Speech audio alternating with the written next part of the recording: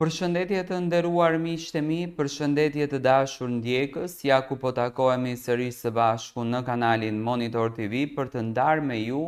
Në fakt e kam patur të detyrueshme ta ndaj sepse kam parë shumë komente tuaja.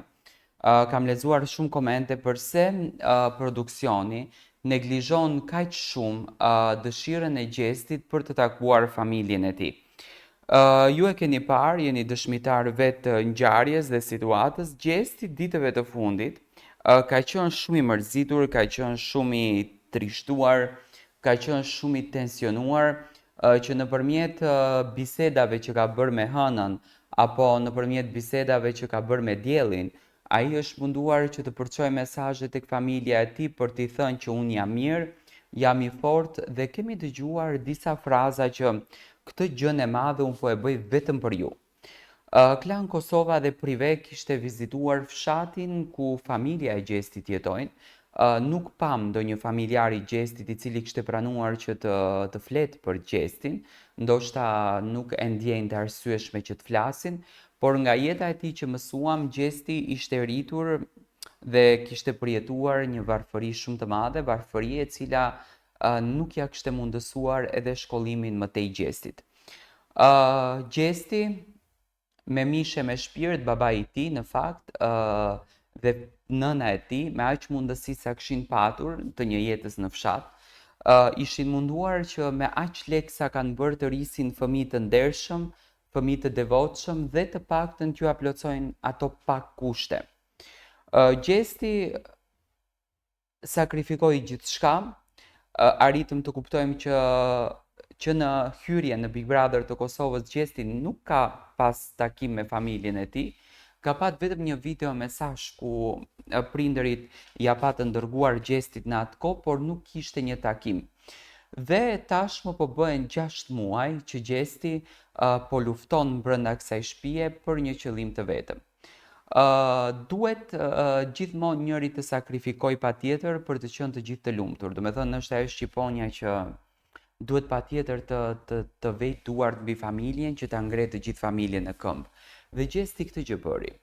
Gjesti sakrifikon çdo momentin e tij vetëm për të siguruar të ardhmen e tij, për të siguruar biznesin e tij që në këtë rast është muzika dhe për t'i siguruar familjes një jetë më të mirë, për ta nxjerrur nga ajo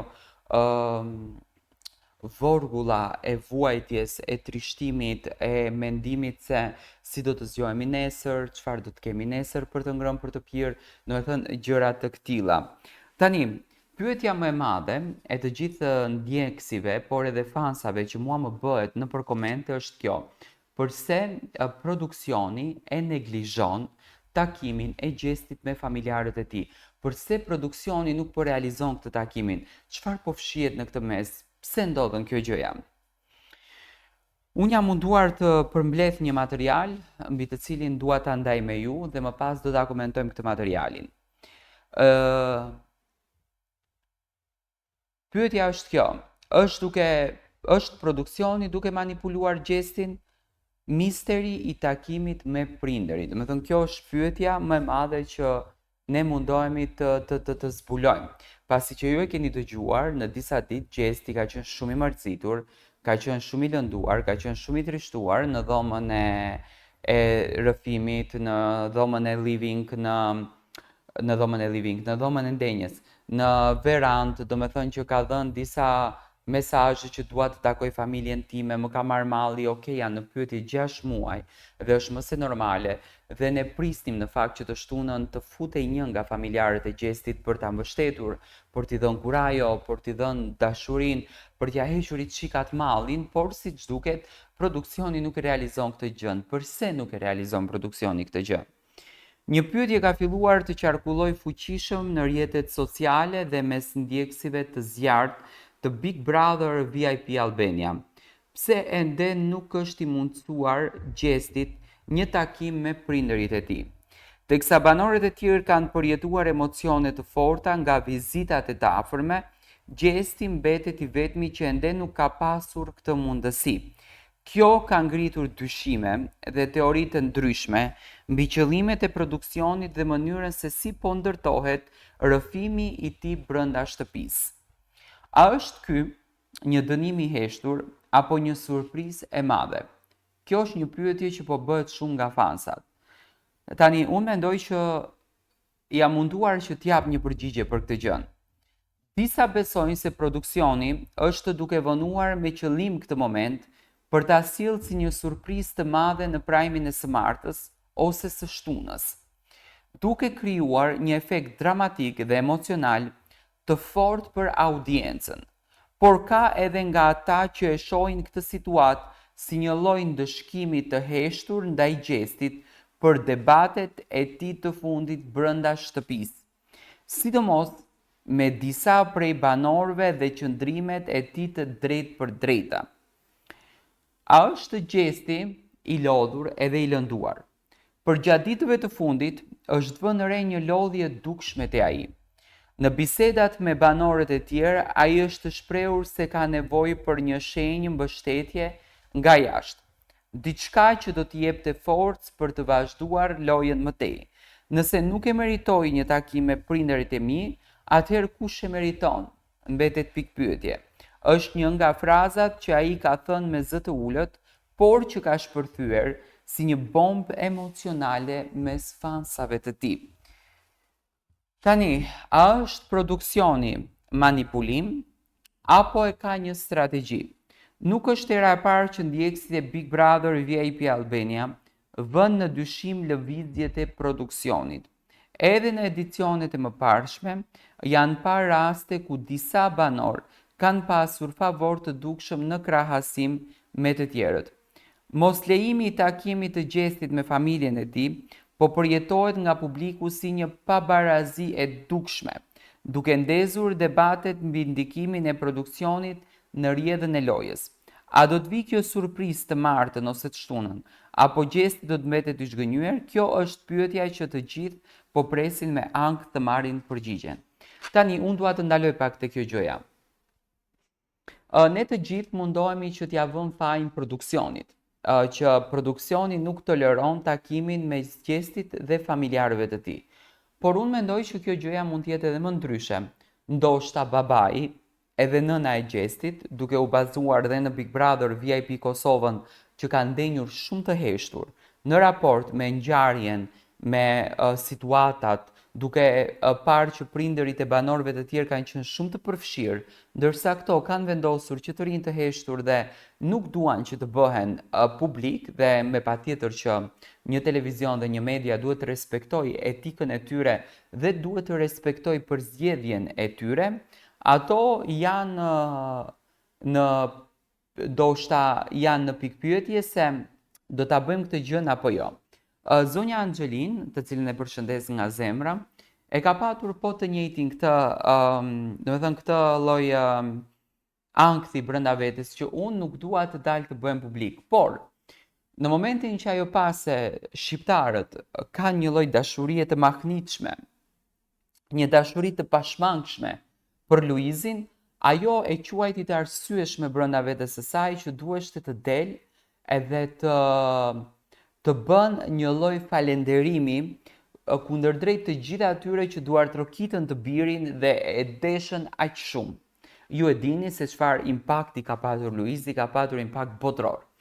Dhe në këtë rast, unë e mendoj shumë bukur që psikologja dhe produksioni i Top Channelit do të bindin dita ditës familjarët e gjestit që të bëhen pjesë e Big Brotherit, të paktën babain ose nënën e tij, për t'i dhënë një mbështetje djalit të tyre.